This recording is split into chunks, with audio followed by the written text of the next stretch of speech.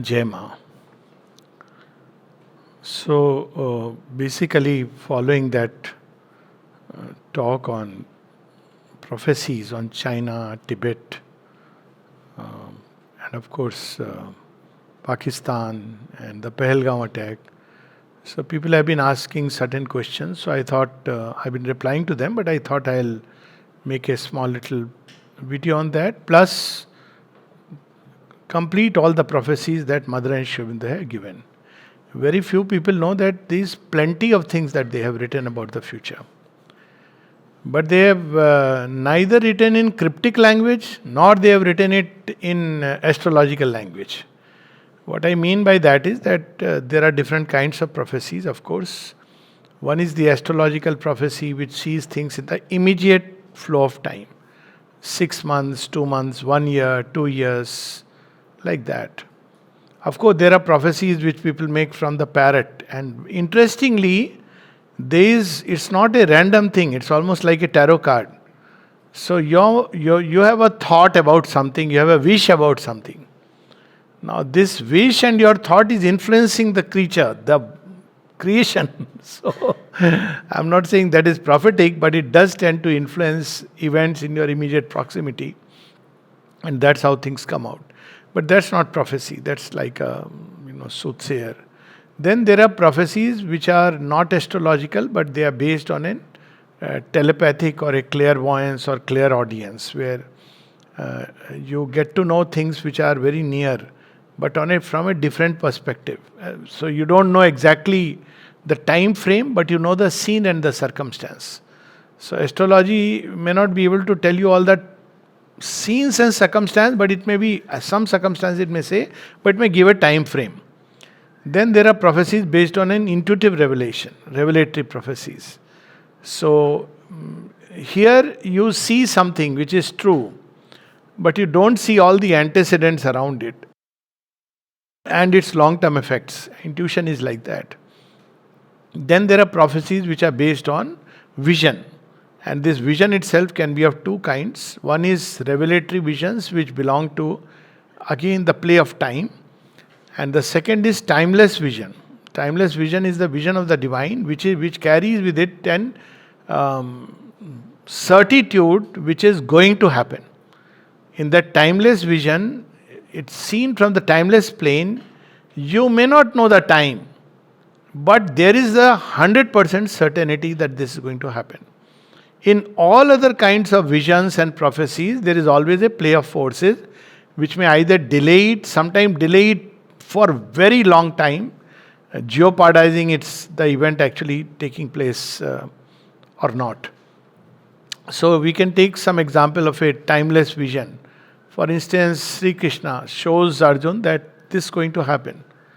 It's already decided. So this is going to happen, regardless of whoever stands on the opposite side. But he doesn't say that within 18 days this is going to happen, so many people are going to die, all this. It's not necessary. So it's the divine will fulfilling itself through the creation, in the creation. That was the message of the mother, that no human will can finally prevail against the divine will. Put yourself deliberately on the side of the divine and the victory is certain. That gives us the benefit or the advantage of knowing what may happen in the future with certitude, if someone can tell us. Because people ask this question also, that how does prophecy help? Now it depends. Obviously, if the prophecy is basically some kind of a soothsaying process, then it may not help. It may even harm, because you create a formation in the mind and that formation tends to realize itself. But when the prophecy is of the nature of the divine vision, it shows you which way the wind is going to blow. So how does it help? Well, everybody who is into aviation understands this. You need to understand the weather pattern and the direction the winds are going to flow, because it facilitates. If you take that route, if you take that course, your flight will be easier, smoother, faster. If you go against the current will still, it's powerful, but what will happen? You will break down, crash land. That's the only thing which will happen. So it's helpful to know. It's not to make us inert and lazy, that okay, anyways, mother has decided, this is going to happen, so I don't have a role. No, prophecies don't mean that. Because always there is the human instrument which is involved in the fulfillment of the divine will. That takes us to the third question which people ask. That now we say, or the mother says that, well, Pakistan will disintegrate. So, wasn't the divine will responsible for creating Pakistan? So, why create Pakistan and then disintegrate it? There are two answers to it. Both are basically seeing the same thing from two different angles. One is in the play of earthly life, it's not just that the divine will is acting freely in the world. If that was so, then one has to pass on the responsibility of every murderous act, heinous crime onto the divine. One might as well say it's the divine will that the person should be brutally killed like this. Then we are following that same, mentality that, divine has ordered me and I must behead the person. No. Divine will uses human will as an instrument. Why does it do so? Because the purpose of divine will is that human must evolve into the divine. So it doesn't deal with us like automatons. So up till animal, the evolution is by and large without consultation of the animal. So animal doesn't realize it is going through crisis, problems, and eventually it is the grand plan is it is going to evolve. But with human beings have to grow in consciousness of the divine. So they have to consciously align their will with the divine. Otherwise, again, the same problem takes place. Crash land. We are not automatons. Divine doesn't want to treat us like unconscious robots. Of course, becoming automaton of the divine at one level is of course perfect.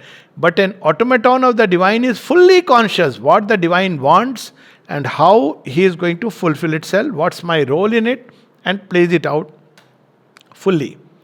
So this is how one has to understand that one way to look at it, that because of the play of the human and the divine, things get distorted in the earthly play, and creation of Pakistan is one of those things. Sri Aurobindo in 49, in an interview to K.M. Munshi, who was one of his students in Baroda, and he hardly gave interview to anyone that time, but he gave to K.M. Munshi. That was the love for the student. And he told him that, he asked him about Pakistan, and Sri Aurobindo said, Pakistan has been created by farce, force and falsehood. By whatever means, it must go, the division must go. Now why was he saying, is he against the Pakistanis? No. He is actually, if you look at it, it's the compassion towards a group of humanity which otherwise are going to become more and more a failed state. If you look at it that way, he had foreseen that this is going to disintegrate, and he doesn't want. Pakistanis are as much his children, Muslims are as much his children. So when there is an advice given, one has to take it in that sense that, well, you are following a way, an ideology, a doctrine, just as a mother tells a child that, look child, if you keep company with this kind of a person, you will end up destroying yourself. But child is free to take that course. So we have to look at it like that somebody asks that is divine in favor of someone or no. No, divine is not partial in favor of somebody and not in favor of someone else.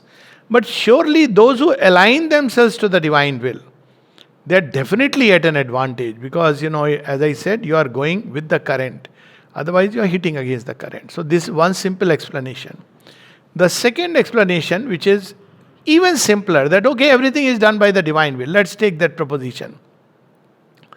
So how was Pakistan created? Now we have to understand that the divine will has an ultimate objective which is bound to be fulfilled by whatever means. And there are steps toward that objective. Let's put it like this, that if I have to go to the ashram from here, there are several routes I can take. I can take a very long route, I can go by cycle, I can walk.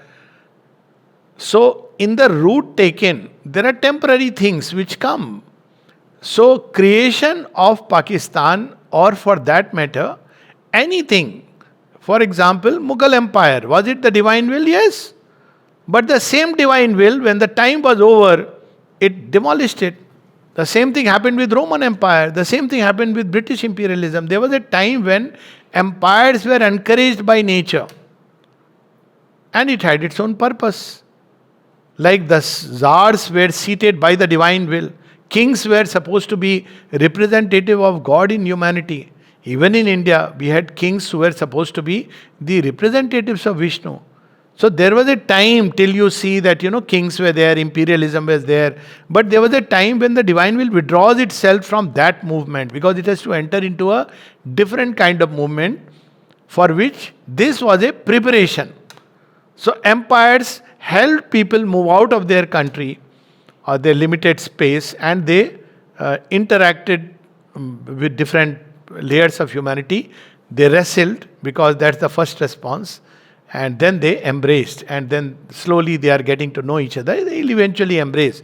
Right now they are still wrestling, not realizing that humanity is ultimately one.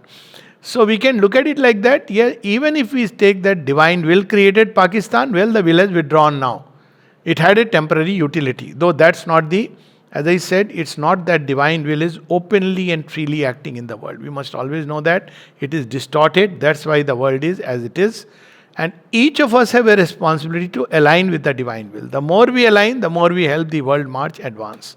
So this is the background. And as I said, there are several prophecies or things written in a prophetic vein, but too clear to be missed by Sri Aurobindo and the mother. For example, Sri Aurobindo in 1909, he said that I see a lot of revolutions happening, and in the midst of it, India will become free. And then later on, he says, the sun of India's destiny will rise and overflow Asia and overflow the world. Then he also makes a prophecy that after India gains independence, he said India's independence is certain. This was in 1918. Later on, the mother herself, she says that between the vision of India's independence from a timeless plane and its realization, it took 32 years. And yet he said, what India will do with her independence, that he was worried about. Now imagine those were times when people were all Josh, Bande Matram was going on and everybody was willing to give his life for the country. But Sri Aurobindo could see that behind it all ambition is there. It's not just a question of toppling the British government. Already at that time, groups were scheming that who will become the king, who will get his own share of bounty. He could see that. So he says, Gunda Raj, Bolshevism, things look ominous. This is a prophecy which fulfilled itself. He made a prophecy about Hitler that he is not a Napoleon. People were comparing him, but he is a Asura, and all this that he is saying is a propaganda. So one must understand that Sri Aurobindo and the mother are not soothsayers or astrologers making some prophecies. One can believe or not believe, it's freedom of choice. But one must understand that this prophecy is from a plane where it's not about when will it happen. It's about it will happen and time will fulfill it. It's described in Savitri. It says, I saw from timeless plane the unfolding image of time. So the timeless plane he sees all about the new creation. So this is just a little background. Again, people are free to believe or not believe, but knowing a prophecy can sometimes be a great help because you can align yourself in that direction. If you align, nature, creation, creator will assist you. But you have to have the courage and faith. If you don't align, it will still fulfill itself, but possibly after much pain. And we'll see some of these. So on 3rd June 1947, she gives a prophecy. On 2nd June 47, Lord Louis Mountbatten, the Viceroy of India, delivered a radio speech proposing the partition of Pakistan from India and of certain other parts of India into Hindu and Muslim states. So what did the mother say? See, again, she's not saying I'm making a prediction. She had no way to say like that. But what she has said is so prophetic. Look at it. She says, a proposal has been made for the solution of our difficulties in organizing Indian independence. What was the difficulty? Hindu-Muslim unity. And Sri Aurobindo has already foreseen and given a solution, but that's a different story. And it is being accepted with whatever bitterness of regret and searchings of the heart by Indian leaders. But do you know why this proposal has been made to us? It is to prove to us the absurdity of our quarrels. What happened? You were fighting. Now you are a divided house, weakened from every side. Sri Aurobindo had already given a roadmap, and the roadmap in sum and substance was a largely Hindu India living in the spirit of Hinduism, larger Hinduism, but strong enough and wide enough to accept the Musalman in his fold. They may or may not accept it. He says that they may not accept because they may have allegiance to the Arab countries or their religion of origin. And he gave a reason. He said, now in the modern circumstances, you can't have a Hindu India entirely of Hindus. He said it was valid in the time of Shivaji, it was possible. But you can't have it today. But today what you can have an India largely Hindu in its spirit. See, that means everything should have that touch of Sanatan Dharma. That's how it should be. Very clearly. But strong enough that leadership should not be weak, trying to please, appease, just because it wants vote. People were also asking me, how do you say that, Indians are selfish? Indians are not India. Because somebody mistook it like that. Say, India is not selfish. I said, first of all, India is a nation's soul. Indians are those who live in India. They change. If you look at 10,000 years history, everything has changed. The language, the way of life, the customs, tradition, everything has changed. But the country stands. So, India has its own soul. India is mighty, land of light, a being of light, a goddess. But Indians, they at one point of time were living this truth of the soul of India. But now it is true that they have become selfish. So people were quoting examples of Rama and Krishna. I said, I'll quote you 20 others and 100 others examples in ancient times. But today an average Indian is voting for money. Is it true or not? They are voting for laptops. They are voting for caste. They are voting for language. What do you call it? You call it selfless? Yes, the age of Rama, Krishna, Bhishma, Shivi, Harishchandra, plenty of kings we could quote. But we must take into account that today an Indian would be busy saving income tax, ways and means to save income tax. I remember during my Air Force days, how to save income. It's okay, it's going to Mother India, no? It's okay, it's being deducted, it's going to Mother India. But so ways to somehow, and what will you do with your that money? You will buy all kinds of fancy things, maybe hold a party, buy some designer dress. Is it that not selfishness? I mean, where is... So now this has happened because of a fall. But we should not remain like that because we have the spirit of India always in our blood and we should bring it out. So that was the purpose. So it is to realize the absurdity. And then she says, and do you know why we have to accept these proposals? In this, she's almost saying that why the divine has consented to this proposal. It is to prove to ourselves the absurdity of our quarrels. To make us understand that we are being fools and stupid people. Both sides of the border. Both Pakistanis, Bangladeshis, India. You want to quarrel? Fine. You do that. But at the end what will happen? The divine will manifest. So you have a chance and a choice to align if you still... And now in Pakistan people are realizing the absurdity. I mean, I was so happy to receive some letters from brothers from the other side that we do believe that in Pakistan will be dissolved. People really felt that there is a truth in it and already people are speaking about it. It's not anything against a nation. It's like it's brothers in arms and you're cut off. Some people also have this problem. But what will happen when, Gilgit-Baltistan gets integrated with India? No, Mother didn't say that. Mark her words. She spoke of a federation. Meaning thereby, and this I feel is going to happen, just as Bangladesh got separated, it became a unit country by itself, then it will one day, they all have to join. So there will be a free, whatever name you give it, maybe Gilgit-Baltistan, not POK or anything. Yes, but it will join later on. Balochistan, join later on. It will be one confederation of nations. It's not like bring them in and take the problems. That she has not said. So this just to understand that Akhand Bharat is not about one leader. That anyways is not going to last, because that's a different prophecy. I'll talk about it. The free grouping of states, autonomy, all this Sri Aurobindo has spoken. He has foreseen that. So we'll talk about it later. Then she says clearly this is not a solution. 47. Even before the partition has taken place.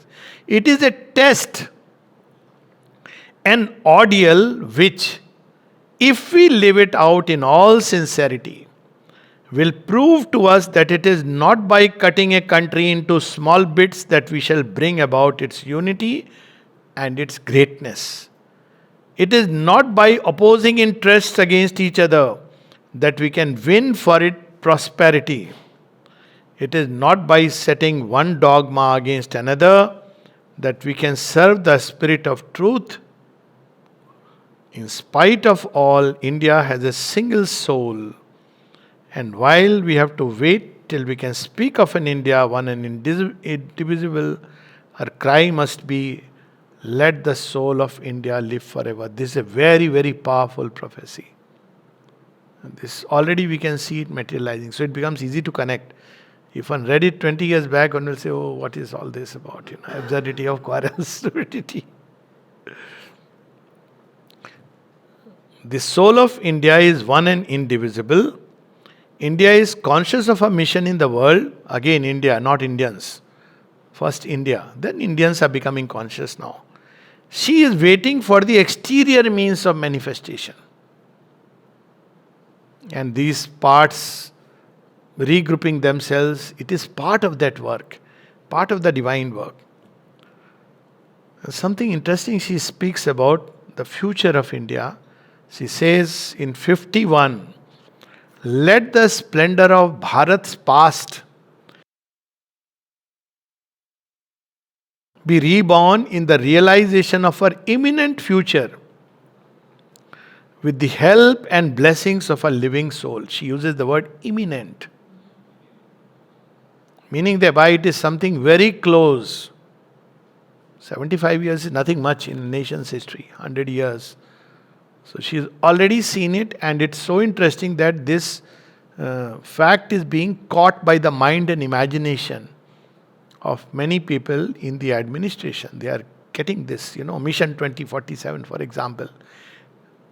What should we do? This also people ask.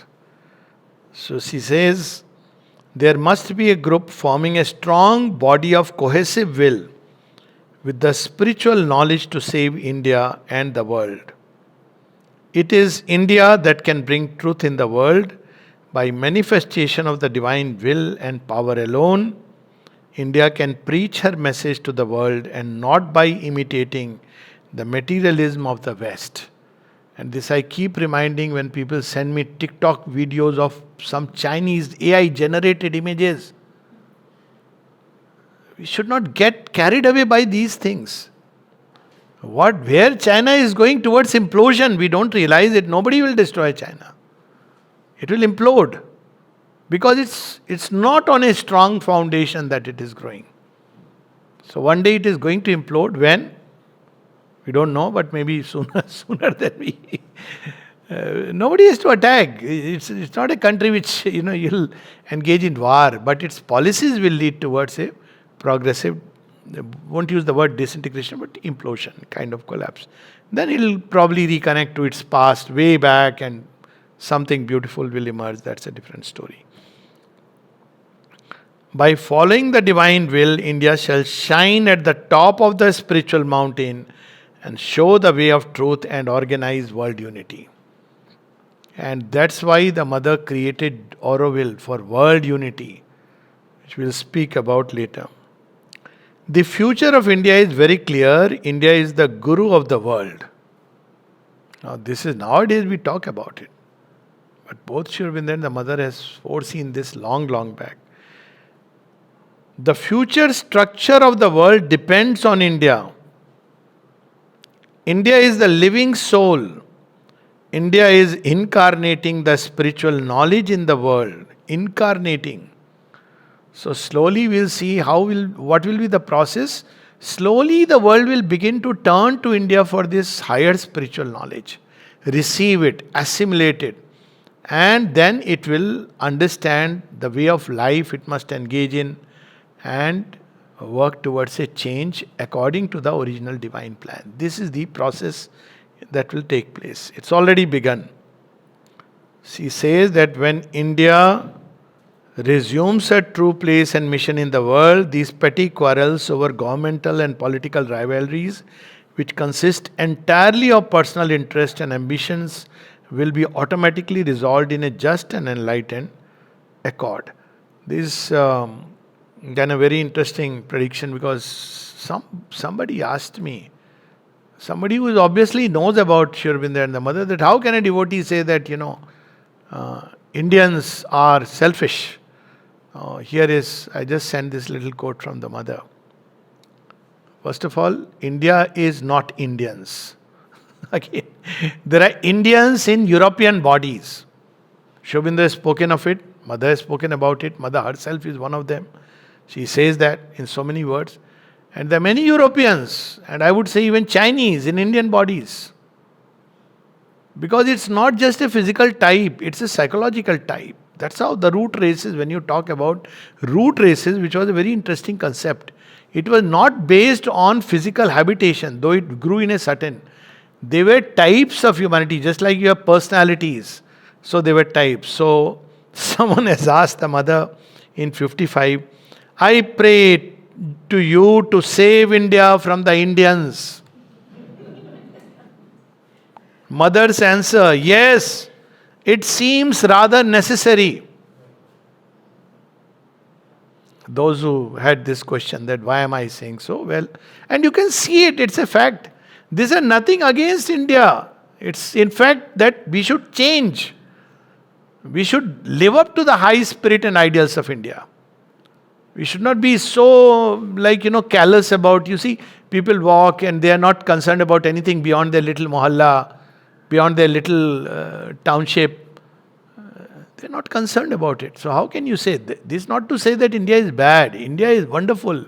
But we who compose the cells of India, we must live up to that light and bring the change. That's what. If we are complacent, we are great, we are great. You keep listening sometimes. We are great. Yes, we were great. But it's like a, boy born to a king, family of king. That reminds me, recently, somebody brought out some dynasty related to the Mughals. The great, great, great grandchild of Bahadur Shah Zafar, the last emperor. And poor fellow is living in a small little hut, earning money, but he is the emperor's kith and kin. Another person they discovered who claimed that we are Vansaj of Rama. Yes, but you have not claimed your inheritance. So we have to understand that you may have inherited wealth.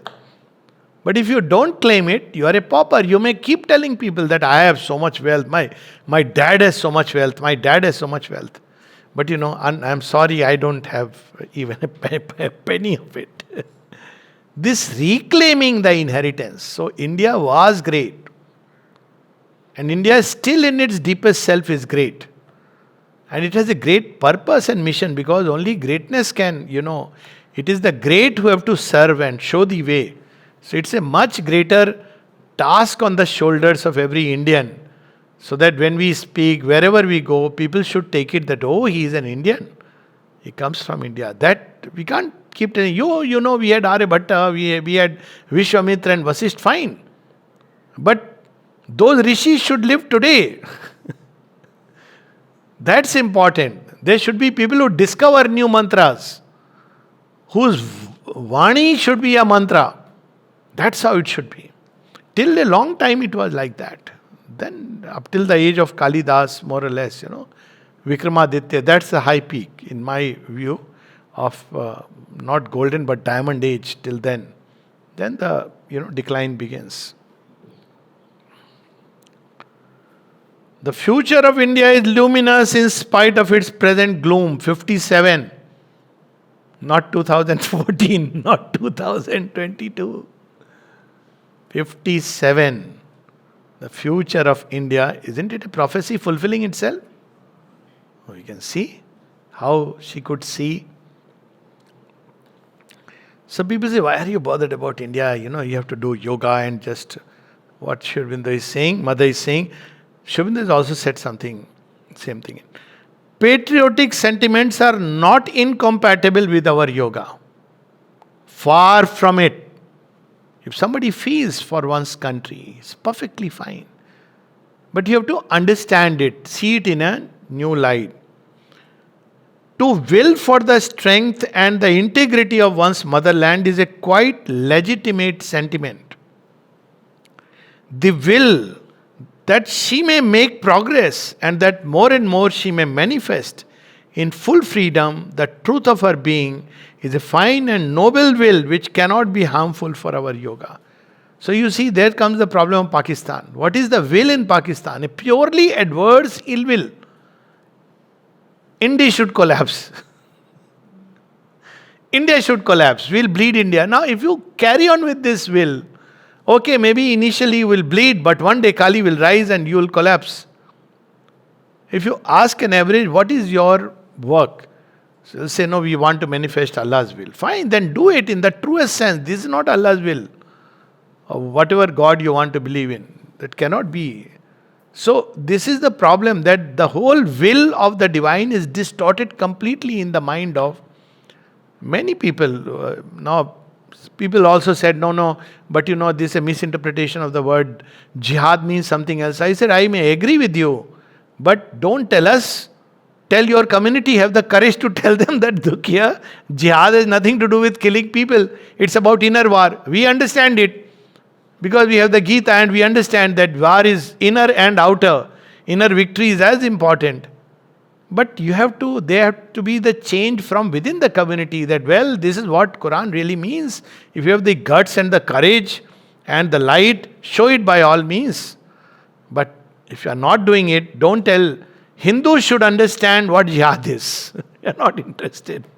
We understand what is a righteous war. We understand what it means. We understand dharma. We have very detailed understanding of dharma. So this is the whole problem, that to will is compatible.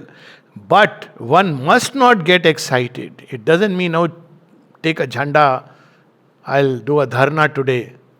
Yogi doesn't act like that. Yogi may sit in one place and release a very powerful energy for the fulfillment of truth. One must not plunge prematurely into action. One can and should pray, aspire and will for the victory of the truth, not of this government or that government. That's not relevant because governments change. Policies change. It's not that BJP or Congress, no. Victory of truth. Truth will ensure which government is needed at a point of time, which person is needed, it will ensure. One should not be that way attached to one government or the other government. Yes, one can see this government is more aligned to, the vision, so fine. But it's not about a sentimental or emotional attachment. Continue to discharge one's daily duties. So one should pray, continue to discharge one's daily duties and wait quietly for the unmistakable sign to come, indicating the action to be done. So India is the guru of the world, so what it has to show to the world? Guru has to give some knowledge. Now you see, here again there is a distortion. And thankfully now people are recognizing. What do we go and preach the world? World is Maya, Brahma is Satyam. Material life is all a passing show appearance. It's ultimately nothingness. Teach the way to arrive into nothingness. Is that the message, highest message of India? Is that what we are here to teach? Mother says, true spirituality is not to renounce life, but to make life perfect with the divine perfection. This is what India must show to the world now. Two standing examples. Golkund. Sri Aurobindo spoke about Golconda's mother's yoga in the material world. Matri Mandir. See, people, there was a group of students, they have this idea of renouncing life, no? So, what is the use of, spending so much money to make those gold plates? Why not feed the poor? I said, you feed 10,000 million poor, they will continue to remain both poor and hungry. So, its purpose is different. There are people who can feed the poor, nothing wrong against it. If you want to do it, by all means, you want to just give money, do it if you feel moved for that, and there is no greater vision. But there should be in the world examples of what beauty or divine truth can manifest in terms of a purely physical space. That's what Matri Mandir is about. It's like, why did we make such temples? See, this idea of feeding the poor is all Western imported. That, go to Africa, feed and convert. That's not what India is. See, such temples which stand till today and people marvel. So what happens? It fills you, it inspires you with creativity. It makes you marvel with wonder, joy, beauty, even a sense of pride. And Matri Mandir is to manifest divine perfection upon earth. What it means? It's a living scripture. If one reads and sees Matri Mandir, it's a living scripture. That entire gold sphere and then several gold spheres, each with so many small little cells, all in gold. This is what Sri Aurobindo has said, honeycomb, where each honeycomb is tasting the honey of all the others. That is the image of perfection. And the sphere as the perfection. And then inside another sphere receiving light. So, feeding the poor is another thing. This is another movement, and both are needed. I mean, more than feeding the poor, uplifting the poor, that's needed by creating job. But they cannot be interchanged. Some have to create this, others have to do that. So, this either or mentality to, totally a depraved consciousness.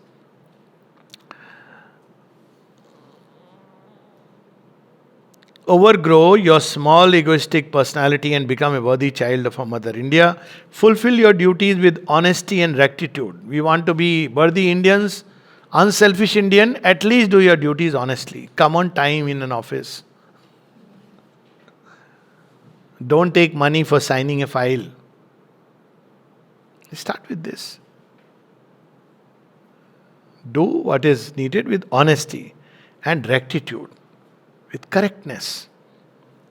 And always keep cheerful and confident, with a steady trust in the divine grace. That's what we have to do. An example. Then, yes, we'll be worthy of being called as, yes, people should come to India and go back and say, my God, not an iota of corruption. That would be an unselfish, true Indian. You see, we try to, now I see remarkably some, but unfortunately or fortunately, I see it among the poorer class. They don't accept when you give them extra money. All this I see among the poorer. Yet to see among the rich that people do this, or in the administrative echelons, which is very heartwarming, heartening. So they should go back and say, one country with a zero corruption. We went to the office, we wanted things to be done, we tried to give money, they said, no, your job will be done based on merits. That would be an unselfish Indian. And that would be service to the motherland. See, it's easy to gesticulate and raise slogans and then, sign petitions, do a candle march, but at the end of the day, if we come back, and again we are busy pocketing or pickpocketing money by whatever means, then we can't even say that we are being true to the representatives of India. So this is what she is reminding us. And again, she was asked a set of questions in 64. If you were asked to sum up just in one sentence your vision of India, what would be your answer? And Mother gives one answer: India's true destiny is to be the Guru of the world. All the problems of humanity, India has to show how to deal with them. All the problems. That's why India has become the place, land of contraries, land of problems. That's how they have put. Because it has to show the way. So the Guru must first find the... How can you treat if you don't know the remedy yourself? You can't apply a remedy which is failed. That's why parliamentary democracy will fail. All this idea of constitution is everything will fail. Secularism will fail. You are trying outdated medicine. People can try for 50 years. Get blows on the nose, it's their business. Similarly, if you were asked to comment on the reality as you see it, how would you do so in one sentence? What a way of asking, no, mother? One sentence, mother. Tell me in one sentence, tell me in one word. Mother says, she replies, the present reality is a big falsehood, hiding an eternal truth. 64.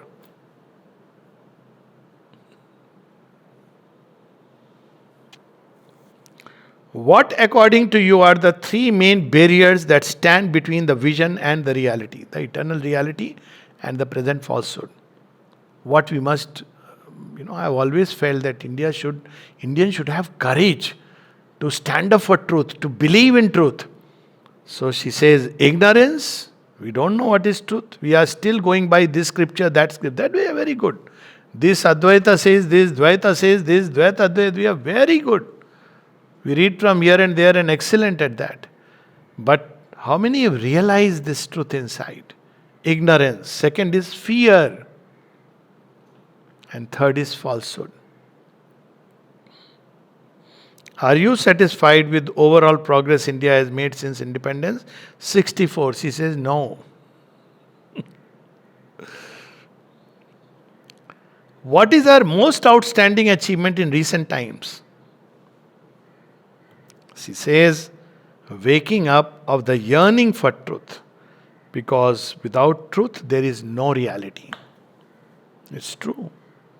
That see, 60s, suddenly yoga became, it started spreading like while all over the world actually, and Indians were the ones who sort of carried it.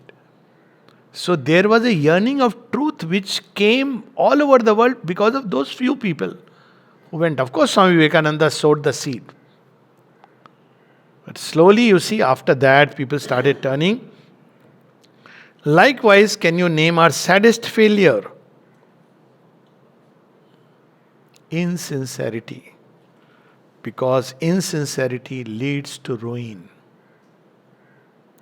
You see, it is really so sad. I have seen very closely. I love India. I have grown up in the soil. Understand and all its.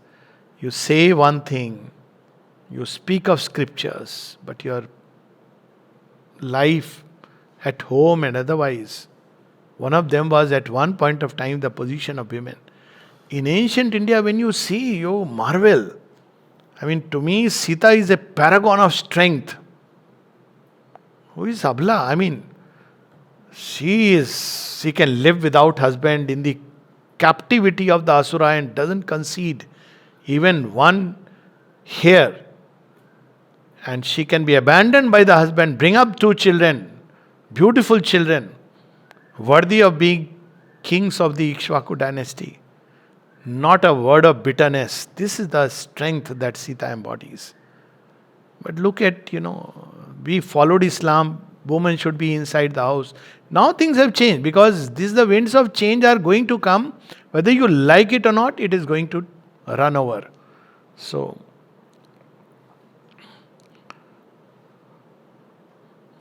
this is something which looks that she is saying today. If I read the question, you'll understand. But this is not today. This is in 64. I don't know which event is being referred to.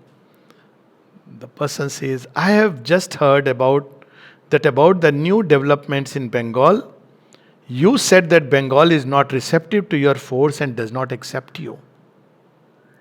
Nothing could be sadder for Bengal. But mother, how is it that Bengal, having worshipped you, the divine mother, throughout the ages and appealed to you in all circumstances, is now in such a deplorable and lamentable state? 64. 2025. Has Bengal woken up? I don't know. Mother slightly modifies herself. She says, my dear child, I did not say anything against Bengal in particular. I said that all the events that are taking place are due to the lack of receptivity in human beings. Of course, as far as I remember, it was Pradyota. I may be wrong. And he said, but mother, she even said that Bengal rejected Sri Aurobindo. That's why when the relics went, she wanted the state should receive the relics. That's how it was. And then he said, but mother, you are there. He said, yes, but I have given charge to the supramental. And the supramental is truth. It doesn't care. You may do Durga Puja. But in your heart, if you are a Mahishasura, you will be hit. You can't deceive truth. So she said, but my child, I have given the charge to the supramental. Of course, those who have turned to her, are open to her, it's a different story. So she says, and that is the difference between those who talk about supramental force and turning to mother. They say, no, supramental force is there directly. Okay. Supramental is truth. It will break your bones if you are not aligned. Mother, she is truth, love, bliss, ananda, everything, all packaged to a personal relationship. So she will, based on our readiness, she will prepare us for the same thing, but in a much more beautiful, gentle way. She says, due to the lack of receptivity in human beings who still seem to be in the same state of consciousness. My God, is it today she is speaking of? That was natural and general 300 or 400 years ago. Talking of humanity. Yes, there have been people who worship. See, worship is a different thing. But what you are inside. But here she is talking of humanity has remained static 300, 400 years. Obviously, one could have hoped that the Bengalis, because of their faith, would have given the example of a greater receptivity and refused to yield to these movements of unconscious violence. It looks like somebody has read the newspaper. Some of their predictions are like that. But as you very rightly say, each one can find the answer within himself and sincerely ask himself how much he has taken advantage of his stay here. If even here the results is slight and mediocre. Now she is talking about the ashram, people from certain states who have stayed here. What can one expect from those who are not under the direct and immediate influence?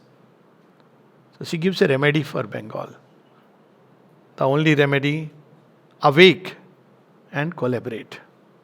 She withholds. If you don't wake up and collaborate, what's going to happen? The mother's map of Akhand Bharat, and what does it contain? What are these states? The mother's map of India, which includes Pakistan, Nepal, Sikkim, Bhutan, Bangladesh, Burma and Sri Lanka.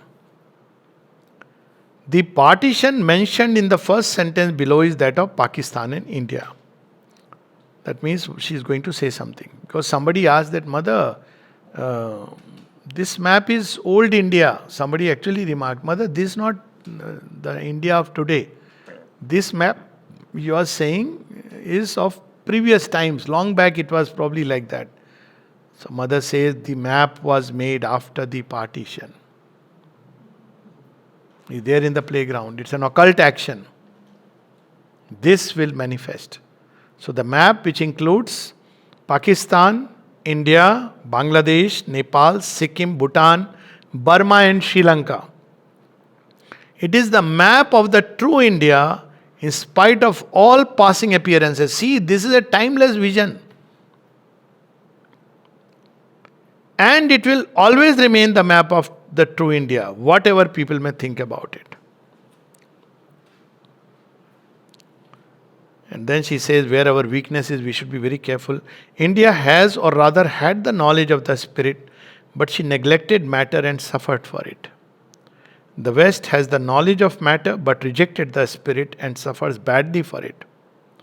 An integral education which could, with some variations, be adapted to all the nations of the world must bring back the legitimate authority of the spirit over a matter fully developed and utilized.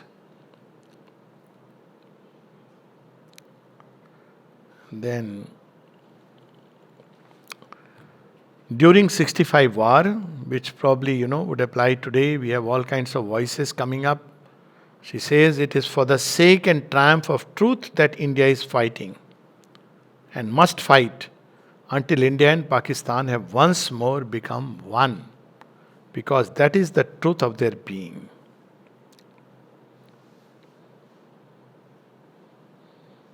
Okay. 65. I hope the trouble in Kashmir is the first step toward the unity of India and Pakistan. Very interesting.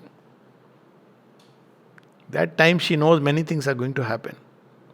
So she doesn't say directly, she says, the supreme wisdom is seeing to it. Whatever is happening in Kashmir, there is a supreme wisdom which is seeing to it. And the trouble is a first step. But we had to wait for many steps because we don't listen to the message. I hope this is the message. People listen.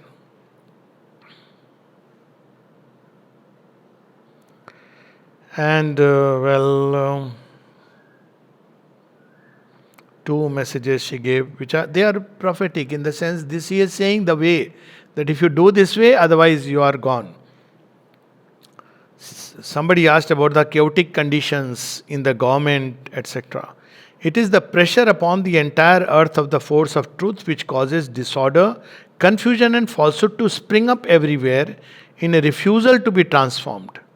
The way of the truth is certain, but it is difficult to say when and how it will come about. She deliberately doesn't say because she wants that it should happen in a most beautiful way. But then mankind has to.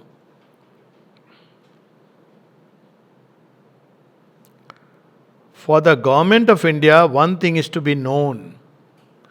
Does it want to live for the future or does it desperately stick to the past? I think one of the issues in the Ayodhya on Ram Mandir on one side and Sri Aurobindo's relics on the other side is precisely indicative of that. Do you want to only stick to the past or do you want to link the past glory to the noons of the future?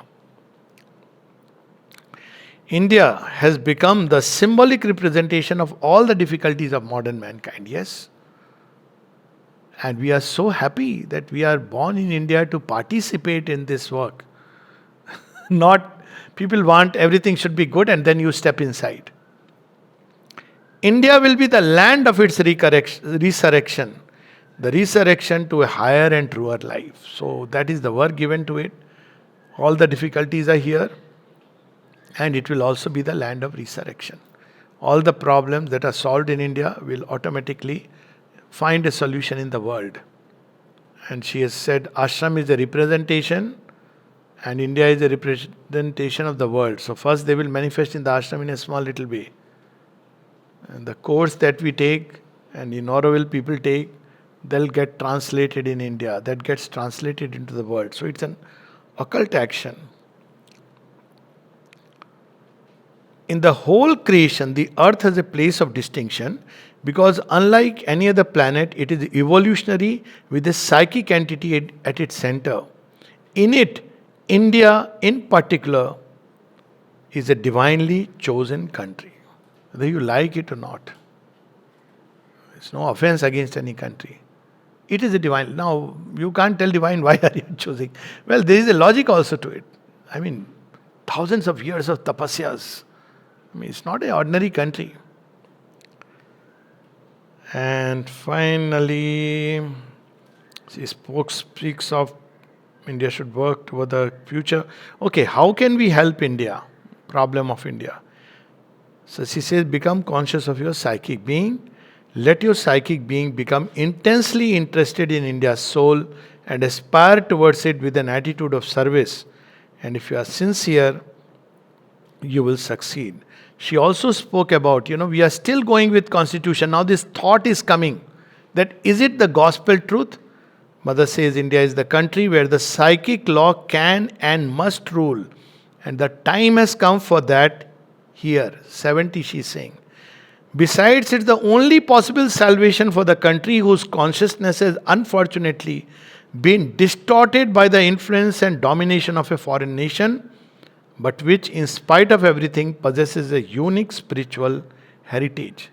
So we must reconnect with that, and the whatever we want to call it, constitution or whatever, it should be based on that. There is a paradox in constitution. If you see the constitution of India, images are of ancient Indian things. But suddenly the whole thing, is more like tainted with modern thinking. India shall take her true place in the world only when she will become integrally the messenger of the divine life.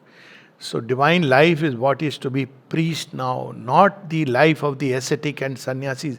People don't realize there's still that order of sannyasis preserved the knowledge. Okay, fine, there was a time probably for that when India was under domination. But the time has gone. We are living in a new age.